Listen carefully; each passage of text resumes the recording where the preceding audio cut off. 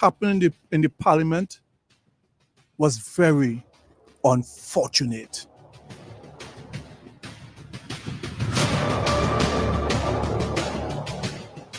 I will go further to say what was said in the parliament was, whether it is true in terms of truth, it was extremely unfortunate, regrettable, and distasteful.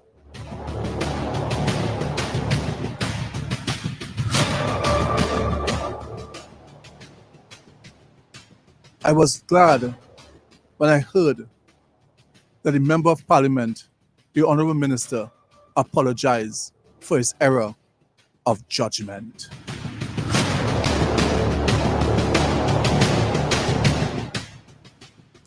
Let me tell you this, ladies and gentlemen.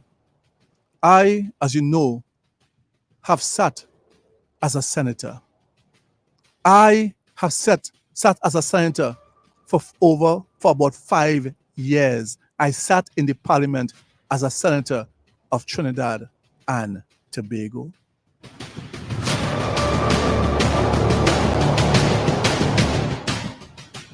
And if I should tell you some of the crosstalk I have heard when the mics are off, it will shock you, because besides sitting as a senator, I have spent 40 years and more in the parliament, just sitting in the gallery, listening to members when the mic is off, when they're on recess. I would sit there and I would listen and listen. And if I should repeat to you some of the things that are said by the opposition, by the government, or by anybody else, even independents, you will be shocked.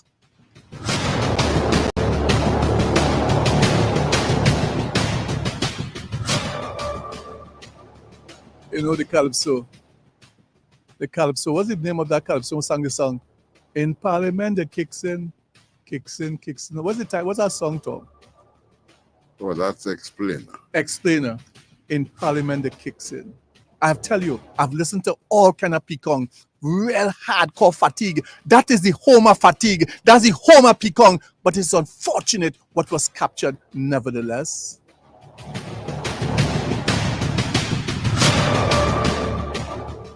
To me, what is even worse is a statement made by an MP from the Southland who said, and she repeated what some princess said, what is between somewhere. So that wasn't done on a hot mic, meaning they thought that the mic was off and just speaking among each other. That was done literally standing and presenting in the parliament. Those statements are also extremely wrong.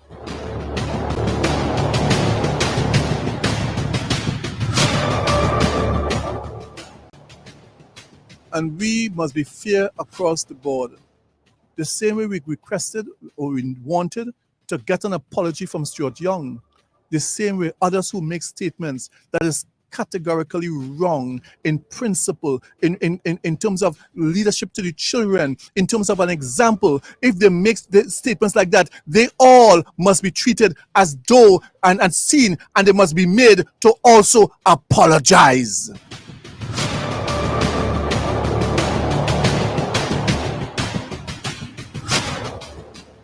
And therefore, on that basis, I, Harvey R. Burris, the leader of the grassroots of Trinidad and Tobago, hereby say, I accept the apology of the minister.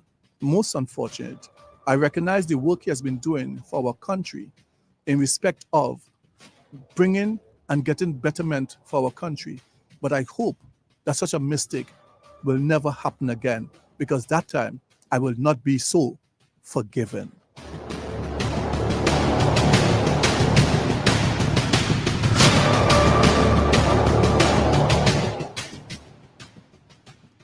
Ladies and gentlemen, friends, supporters, well-wishers, I now turn my attention to the Honorable Prime Minister of Trinidad and Tobago, who, as you are aware, I've been appointed his special grassroots advisor.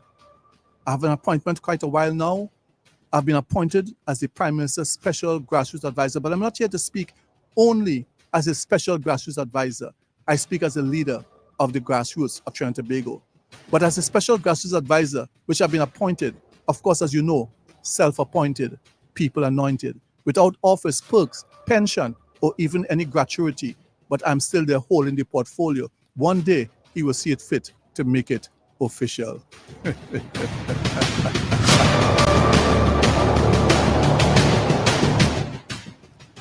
Ladies and gentlemen, if the Honorable Prime Minister, in his wisdom, decide, I've done my share, I've run my race, I've done my bit, it's time for me to move on. The question must be asked, who should he put? And who should be put to lead the PNM?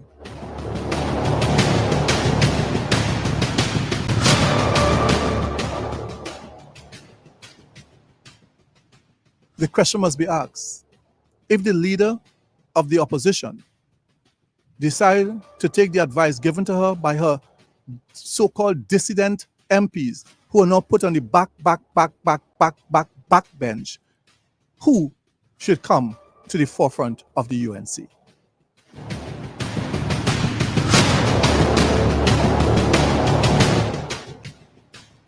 Both Kamala Prasad Bissessa and Dr. Keith Christopher Rowley, both of them are in their early 20s.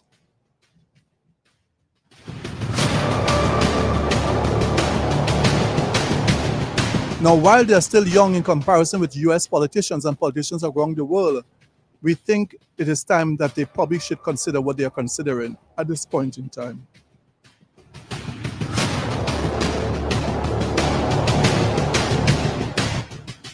As you are aware, I'm a young, handsome, brilliant 35-year-old. And I say that with a serious face. On that basis, I make the following statement.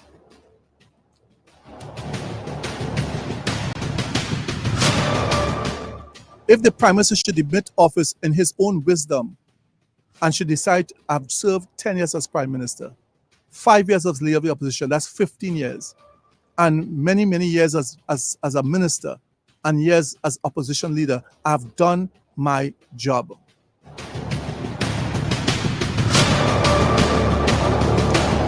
If the Prime Minister should say that, I would say this to him. Well done, good and faithful servant. And now, who I would want to recommend to take over the UNC?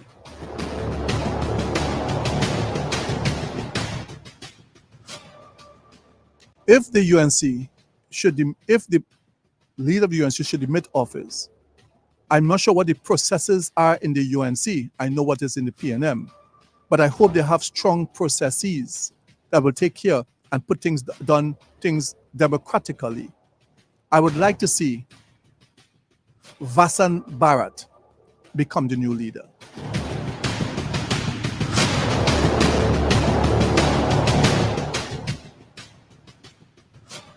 And I would like to see as his deputy, Rodney Charles.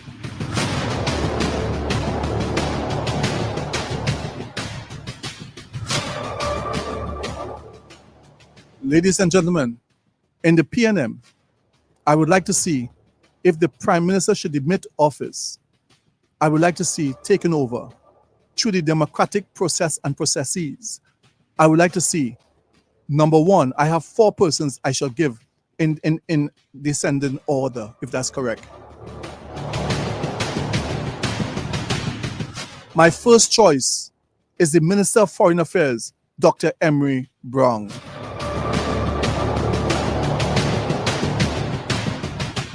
My second choice is Woman's Power, the young, bright Dr. Nylon Gadsby.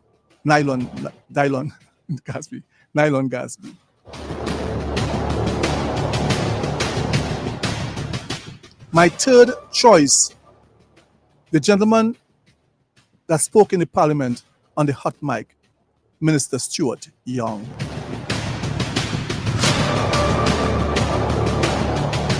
And my fourth choice will be none other than Penelope Beckles.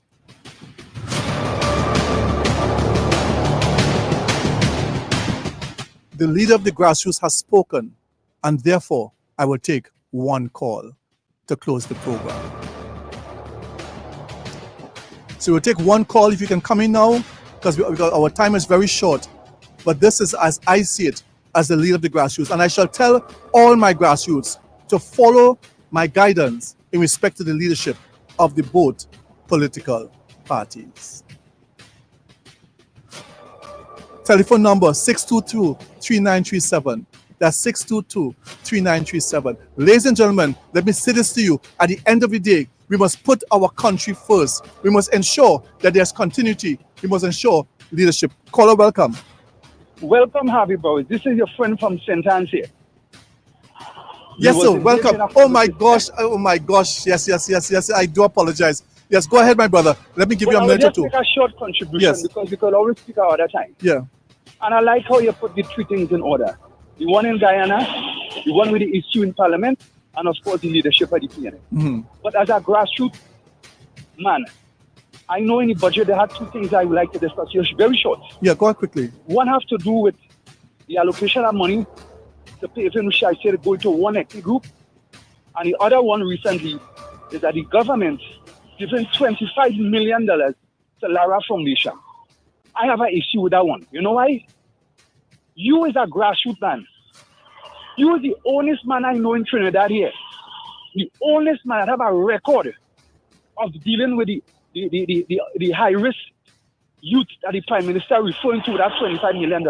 Lara is a cricketer. He cannot reach them people. That is only a big talk because it's Brian Lara. But if he give you, for your foundation, that $25 million, I am telling you, when that million's done spent, they will see results. You know what will happen with Brian Lara Foundation? They will pay a set of people to say they're sportsmen, going to a set of ministry that give a man $10,000 salary, that one $8,000. Well, Brian Lara could go to get the risk use in Trinidad and use a man been on the ground since time memorial. So this government really not serious about crime. Yes, the other day, when they had an upsetting crime, they said they will give $100 million to the army to deal with the same routes with $100 million gone. They're just spinning around. They don't want to solve that crime problem, you know.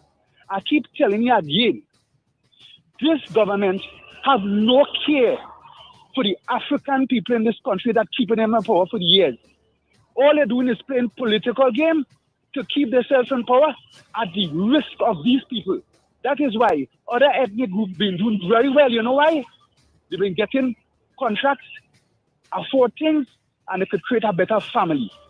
Thank you, my brother, because we're out of time. We got to go. And next week, Wednesday, as a matter of fact, I must have a chat with Tony Lee. But next week, Wednesday, I will continue this discussion that you have raised today. People look out for this discussion. As the case in what he has started, and let me invite you to come on the program next week, Wednesday. I want to have an open discussion with you. You being a former COP councillor, a former UNC representative, and now I believe you're in another political organization, not the PNM, but you talk your mind, you have always spoken your mind, and I will listen to you next week. People lock on next week, Wednesday at 6:15, and I will have this gentleman come on, and we'll discuss this openly and for once and for all. But let me tell you, people like myself and the organization that we may form may never see light of day where government funds are concerned. And I will say it from my heart because I'm here to speak the truth and the whole truth.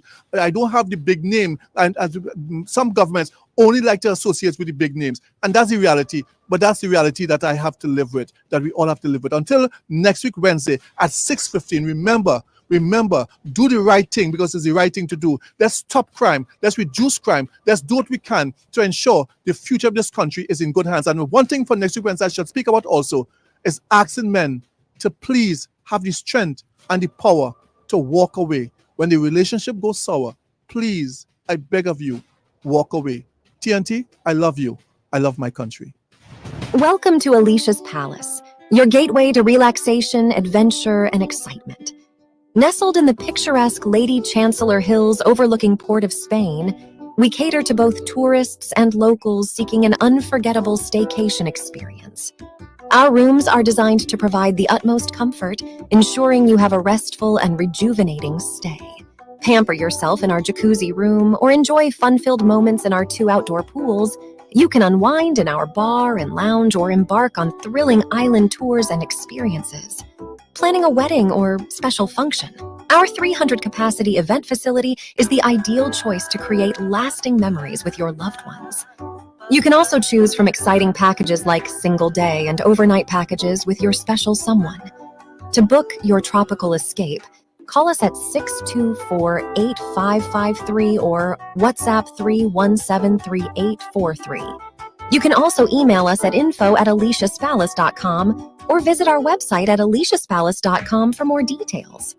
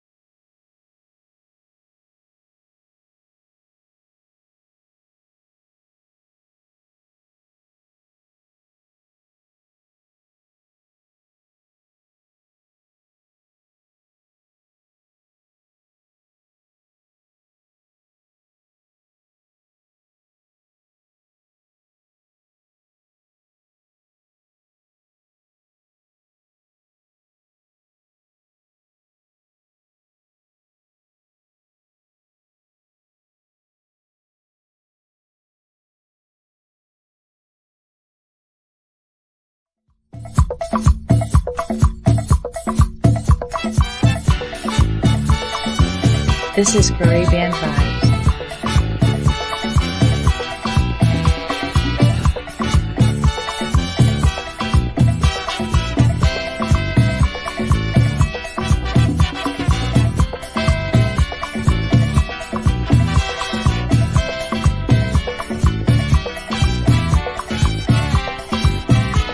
I dream I was in Africa.